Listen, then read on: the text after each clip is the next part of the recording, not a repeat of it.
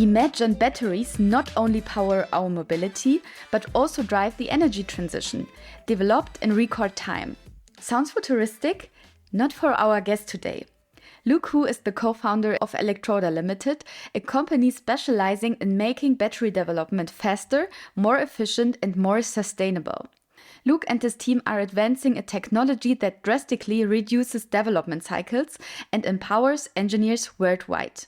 No wonder Electroder has been named one of the World Economic Forum's technology pioneers. Here's an interesting twist. Luke lives and works in Germany, while our German hosts, Damian and Thomas, live and work in China. It's a testament to how deeply our two countries are intertwined in business, technology, and innovation. Today, they talk with Luke about how simulations are transforming the battery industry, why China and Germany must collaborate more closely in this field, and what the future of energy truly needs. Curious? Stay tuned. This episode is really worth it. Made in China. Von der Werkbank der Welt zum größten Konsumentenmarkt und Technologieführer. Eine Reise durch das Leben, Business und die Kultur im Reich der Mitte mit Damian Maib und Thomas Derksen. A very warm welcome to our English episode of the Made in China podcast. We are in Shanghai. Damian is with me. We are in his office, or I am with Damian. Sorry for taking your office. And we are very happy to have Luke with us. Luke, you are in Germany. Where are you in Germany right now? So I'm in Frankfurt. I'm running a company here in Düsseldorf. I think that's a heart of your hometown, right? Yes, so we are both, sorry to say that we're not from Düsseldorf, but from Cologne. This is, but it's all the Rhineland, as we say, in Germany. And we are very happy to have this very interesting combination today. A Chinese citizen living and working in Germany and two German citizens living and working in Shanghai, in China. It's a very interesting episode today. That's right. Nice to talk to you, Thomas and Damien. Thank you for your invitation. So before we talk about what you do and work in Germany, we prepared 3 quick questions to get you to know a little better. Damian, let's start. Yeah, welcome, Luke. So what was your dream job as a child? So as a child, I was really hoping to do some job on the bus. So I was hoping to be a bus driver or selling tickets on the bus. There are not many cars running on the street at that time in China. And I really like being on the bus and on the cars on the move. I think I failed my dream. Yeah, but your job now is not very far away from mobility. It's at least one industry. So if you would be deported to a deserted island, which 3 items would you take with you? Wow. I think I would definitely bring a phone. It's just getting connected. I do need to use it a lot, but yeah, I need it. And I think I need food and water, good food, maybe wine or maybe beer, And I need books. Yeah. Very nice. Then you can maybe take our 1-hour China book with you in various languages. Then you have something to read. Sure. What skill that you have not yet mastered would you like to have or would you like to learn? Oh, I'm learning German. I definitely wish to speak German, and that's the skills I wanted to master for sure. To living and to feeling the culture here and to working with people. Although that most people speak fantastic English, but speaking a language can definitely being able to know more about the culture. That's the German. Yeah, that's all right. Damian is also learning. Is hard working on his. Absolutely. Luke and me, skills. we can become tandem language partners. I teach some German, you do Chinese. I'm now working the levels up. Yeah. All the levels up. Nice. So, Luke, we actually didn't meet in person, but I met with your co-founder, Dr. Chen, on an event that was organized by the Messe Düsseldorf here in Shanghai, and the Oberbürgermeister, the mayor of Düsseldorf, was also here. And it was a very interesting story for me to meet someone like a Chinese startup that actually has an office in Düsseldorf. So your company is called Electroder Limited, and it was founded in 2019. So it's very young, 5 years old now. What can you tell us a little bit about your motivation for starting this company? Yeah, sure. Yeah, Susan used to work together, and he's a fantastic, very fantastic person to work with, and we have one same feeling about things is about we want to be more efficient. So when looking at product development and that in industrial products, we see a lot of ways. We think we have a lot of opportunity to improve time. We think we have a lot of opportunity to improve cost, and we also think that the new technology can empower people to do more with less. And that's basically the foundation that we want to start this company about 5 years ago. And we were building software to solving problem in the mobility, e-mobility, and energy transition industry. So it's a fantastic experience to working with people around the world. Fantastic. Well, can you again maybe introduce your company a little bit to our listeners, and also the major problems that your company and your products solve? Sure. The major problem that Electroder Ltd in China, Electroder GmbH in Germany are trying to solve is to improve the process developing batteries, which is very critical components for the e-mobilities and for energy storage systems. And currently, the way that the batteries are developed using a way called trial and error. Basically, engineers have to have some minds and some concept, and then you have to use the product line to make it, and then you have to test it. So, and that process is very, very long. It can take anywhere from 8 months to 3 years to complete that whole cycle. And Electroder has developed a technology using software as a service technology and cloud computing to facilitate that process. And we have project finished in 3 months rather than 3 years. And most of our customers are very happy about the speed we brought to them. But also the engineers on our customers are also getting more creative in developing more innovative solutions rather than just repeating testing and data recordings. So we're really happy that our solution can bring to automotive customers, the battery manufacturings and the energy companies for the efficiency that they need in today's competitive landscape. That sounds like a very good combination between Chinese speed and German quality. And also, as I said in the beginning, I met with Dr. Chen, Susan, at an event organized by the Messe Düsseldorf. And as two guys from the Rhineland, we are very happy about that you are engaged and invested in our home state, NRW. So how did the connection come to go to Düsseldorf and to open your startup there, or open an office for your startup there? Well, you're right, Thomas. I think Susan and I met in when Dr. Keller making a trip, the mayor of city of Düsseldorf, to Shanghai, and we definitely appreciate a lot of the help from the peoples in Düsseldorf and in our North Rhine-Westphalia, giving us the chances to knowing that areas and knowing how business are run, how startups and a technology company can have the opportunity right there in our location. So there are so many names brought it up, Ms. Xiaqi, Annette Clark from the city of Düsseldorf, Simon, and at NRW, Dr. Fu, Xu Jun, and Xiaodong. There are so many people have given us the chances to know the city and know the business environment and know the ecosystem. I think, the decision to choosing Düsseldorf and NRW to be our global hub to serve our customers in Germany and UK and in France and in all Europe is kind of a natural consequence to knowing that in the city, there's not only just a place that we can start our company, but also is a great place that can thrive and growing.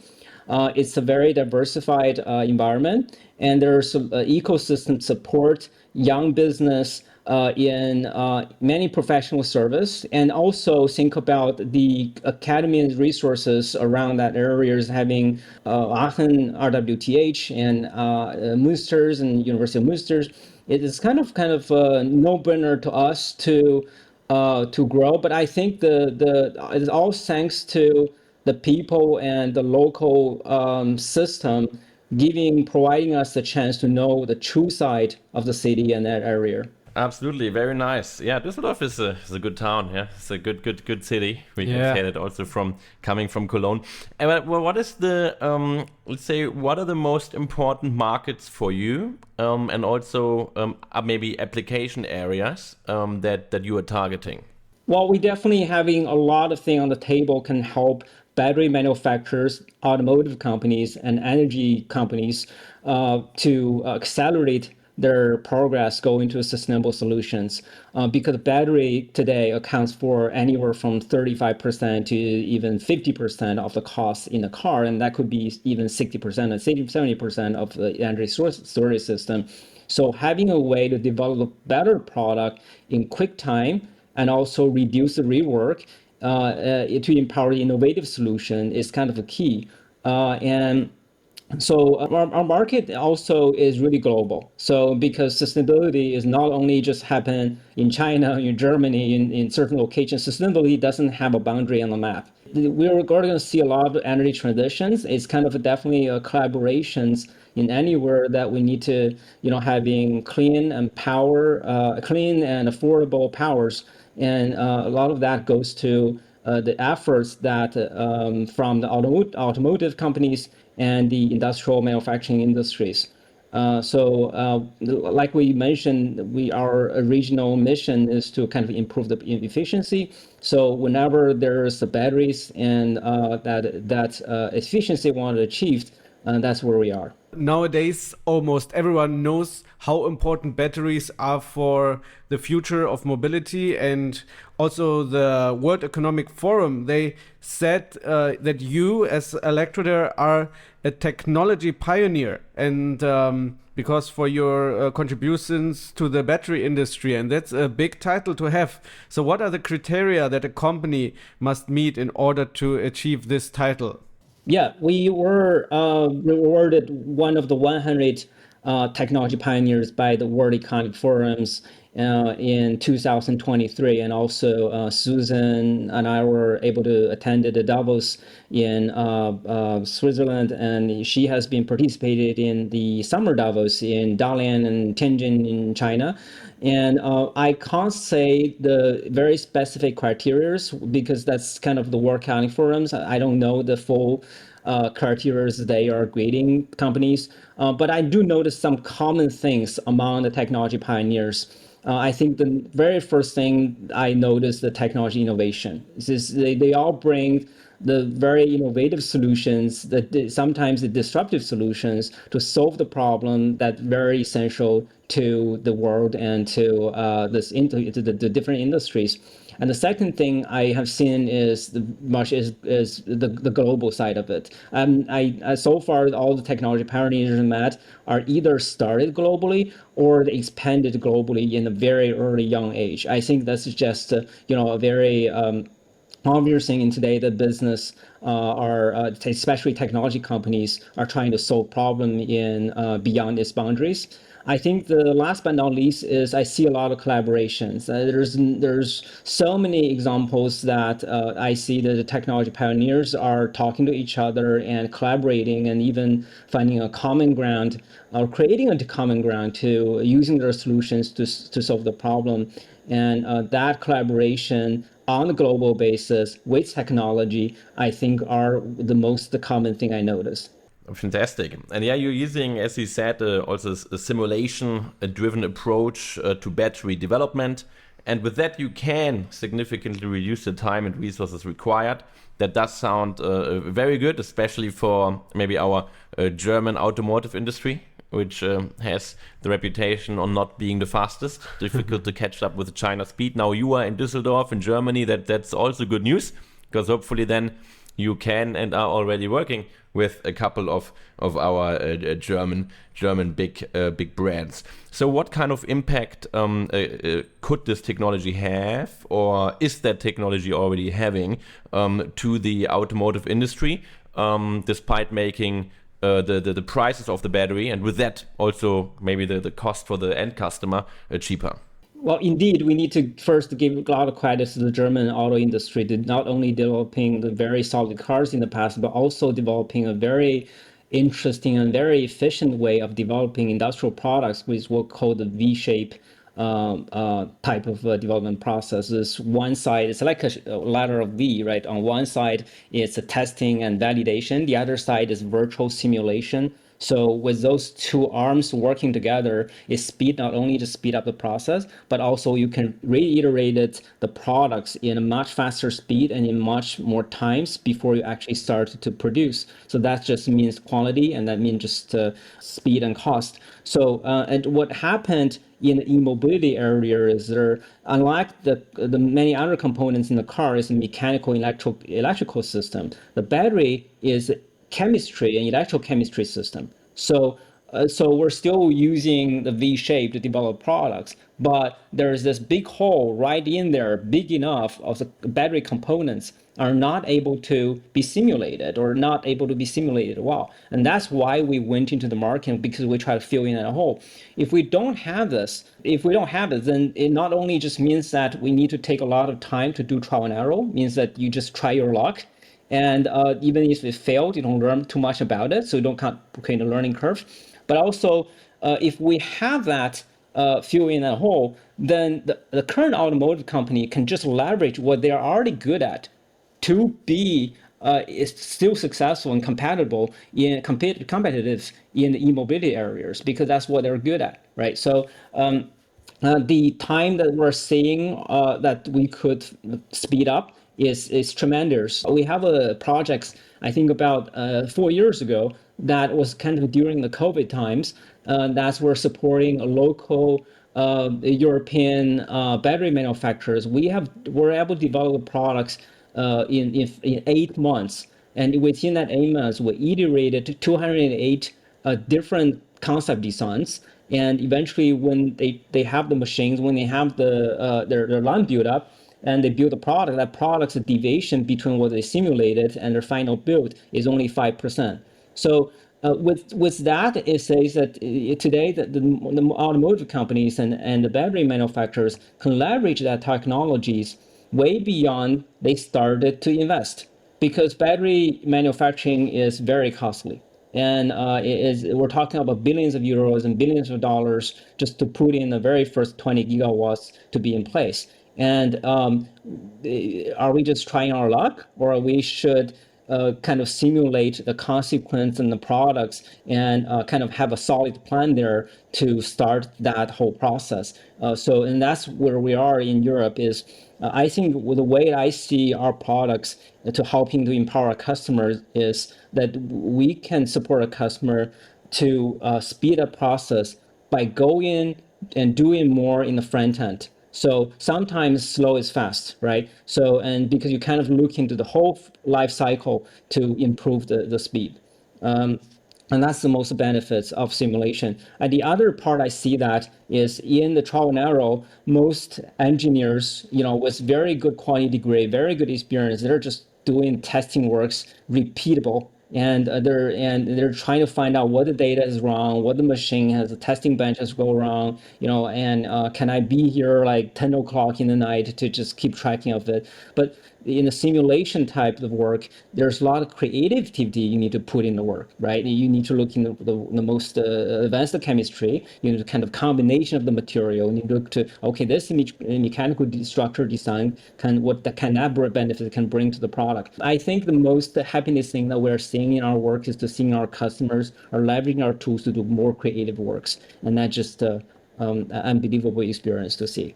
A couple of weeks ago, Damian and me have been to the Huawei headquarters, and one fact that made us very surprised, that surprised us very much, was that they put such a high percentage of their returns into research and development. And I guess in your area, it's also very important to put a lot of money and efforts into research and development. Can you tell us a number, or like how important research and development is for you? Sure. Maybe as a startup, of course, the amount of money we put in there is not anywhere to comparable to Huawei or Volkswagen or BMW, but we do put a lot of our efforts in the research and development. From a money side, I think we have 54% of our investments, the 54% of our cash are being put into research development, and we're going to continue to keep that. to invest in the next generation of products, but also the technology we're seeing. We're also investing in the right areas with the talented people and new technologies to leverage for each people can do more in the research and development. And I think in the overall, we're going to see being consistent. We're going to see our R&D cost to be our total cash and revenue to be around 30% to 50% in that area. Oh, very, very impressive indeed. And how have Sinovation Ventures and Bosch Ventures supported these investment and the growth and development of your company? Yeah.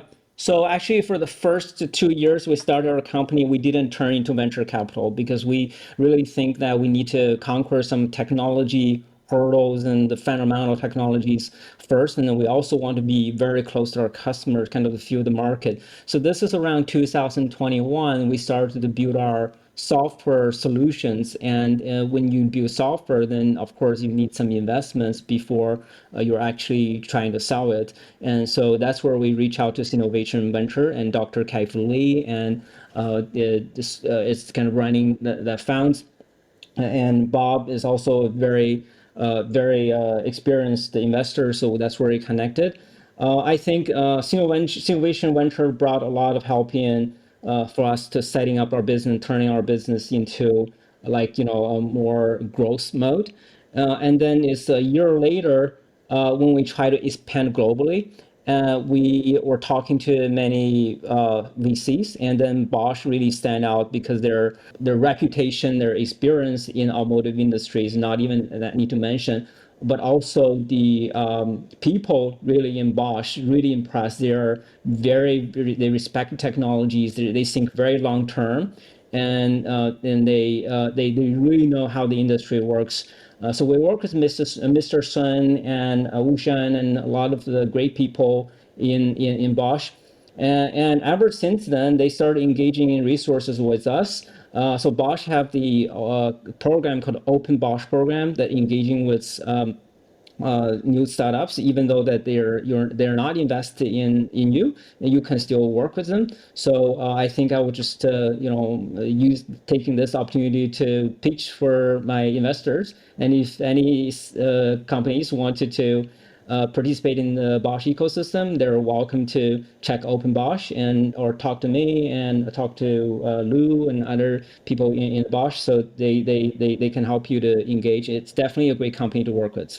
Yeah, it's a very interesting industry to invest in, I guess, because I think you have such great solutions, such great products that your email inbox is flooded every day with a lot of emails, or a lot of people knock on your door and say, help us to solve our problems. So there's a growing demand for these efficient battery systems. And how do you plan to address this growing demand? Will you grow your team? Will you grow your company? Or what is your plan for the next years? Well, I think first of all, we want to grow with our customers, right? Many of our customers, especially in the European region, are starting the battery journeys. So we wanted to be patient enough to work with their current priorities. If you look what the batteries in China and in some areas, yes, there are probably 15 years or 20 years of industrialization histories, but in Europe, that game just started. So we wanted to be supporting our customers, and from many perspectives, what they need for now in Europe, I think our customer priorities is ours.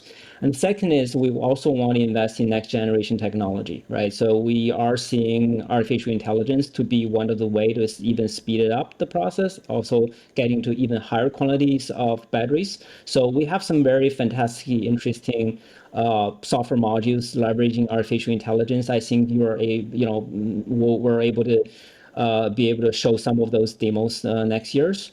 I think last but not least is I think we'd focus on finding the right people. Focus on growing our own people and continue to find the right people. And that means that running that business in Europe, we need to have a team of a combination of different expertise and different diversity of culture who knows our customers, who knows the technology. So we're continuing going to hunt for the best talents. And if you know anyone who are interested to be in this field, direct to me, and we're always happy to meet and talk to them.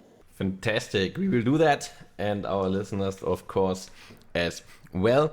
And over the last and past couple of years, Europe and also particularly Germany has invested a lot of money for setting up battery productions or encouraging other businesses to do so.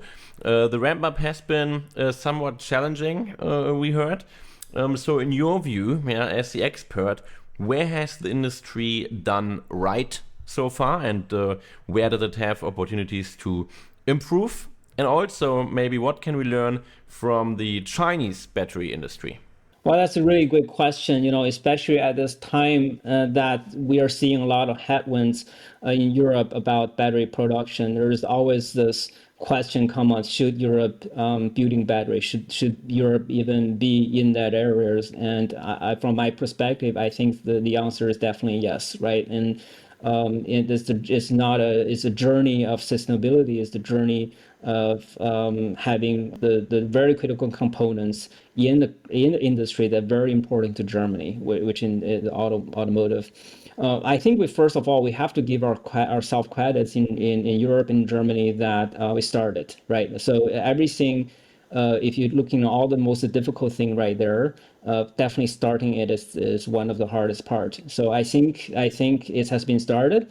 I think like you said, there are money to be invested in there. We're also seeing a lot of people who are interested into learning batteries to choose chemistry and electrochemistry as their majors.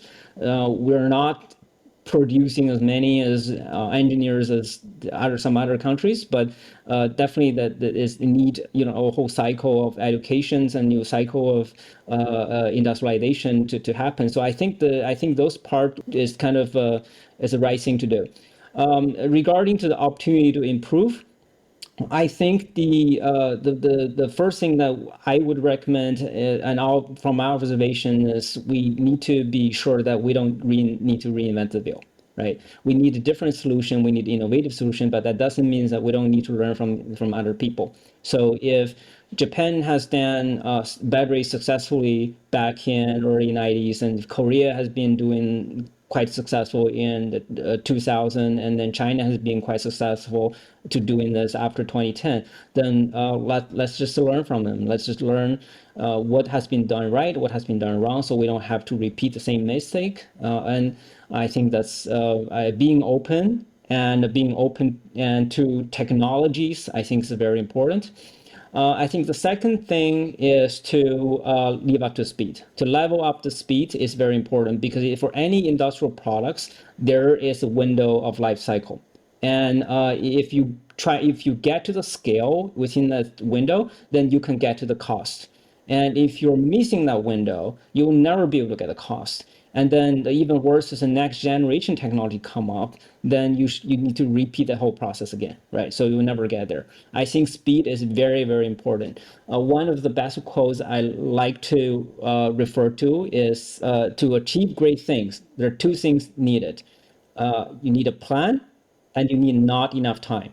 It's not hard to understand that for great things you need a plan, and I don't think we have a problem with that in Germany. We're so good at making plans, and the thing is, we need to have that urgency to achieve things in urgent matters, and that means we need to set up a very a short window for ourselves to achieve it. I think the speed is very important. And last but not least, I think if we talk about learning things from Asia, right? But if we're trying to do the same thing as the current leader in the industry is doing, we'll never be able to catch up, because they just already have the scale, they have the money, and they have everything. So I think taking the innovative technology solution is very important for a follow-up. So that means, of course, leveraging simulation-driven to understand the design. It also means getting to the most advanced machine and equipment. It also means getting to the most advanced process, because that's something that the leaders are not able to, sometimes are not able to reinvent themselves, because they already have lots of machines right there on the floor. They already have lots of people who are familiar with the current way of doing things. But with newcomers, there's not many things on the chips. You can chips on the shoulders. You can just go to a clean sheet to the very best solution on day one. So I think those are just a couple of things that, from my standpoint, observations I can recommend. And we would like to work with any customers in Europe that would want to start the battery journeys. And we have our softwares can really help them to design good products. And we also offer, I think, the state-of-art engineering service to accompany them to ramping up their journey of building batteries. That's a very interesting approach, and maybe the crisis we are in Germany and Europe also will help to push us to do some things that might be uncomfortable but necessary to do. So very appreciate your optimistic way of looking on crisis and urgent problems to solve. So your company is now 5 years old, and what can we expect from you and your company in the next few years? What developments and innovations will come our way? That's really good question. First, I think we are definitely going to see a lot of more software modules to develop under the same platform. The way that we want to do our products is to having it very specific to solving the battery problem, to solve the e-mobility problem. So we're going to see a lot of modules to address those issues, so that bring up to efficiency and cost benefits and innovative solutions. I think the second part is we're going to see some of our product going to transit to the time of AI, and we're going to able to see engineers are able to use natural language to talk to the machine to kind of direct what kind of battery they want and how to improve the batteries, rather than just programming, rather than just parameterizations. So I think we're going to basically use AI to reinvent a lot of our products, and that's kind of a journey, maybe 3 years and 5 years. And but eventually, I think AI going to be part of our core products. And I also think we're going to expand heavily locally. Which means that 5 years ago when we started this, we think we're going to go global, and we need to go to Europe, we need to go to Germany, we go to UK. Today, we need to go to local, because local is new global. It doesn't mean that we're going to stay in one country. It means that for every country, every region we're expanding, we want to be a local global citizen. And that means we need to hire locally. We need to work with the local ecosystem and be right there with our customer. So I think we'll see our team maybe getting more spread out. That also creating opportunities and then maybe challenge to work and collaborate it, because we're not going to see in one office we're going to have 100 and 200 people. We want to be with our customers, and so you might be seeing a team maybe 3 to 4 and or sometime in 10 to be in that areas to grow with the customer. So there's not going to be a thing called headquarters in Electroder. There will be hubs, and there will be teams. There will be responsive teams. So I think that's kind of the trends we're going to see at our company for the next 5 years. That sounds like a very packed schedule, and we're looking forward and we'll follow closely the developments of you and your company. Thank you so much, Luke, and many greetings to Germany. Thank you, Thomas, and thank you, Damien. Thank you, Luke. Great to have you here, and see you soon. See you soon.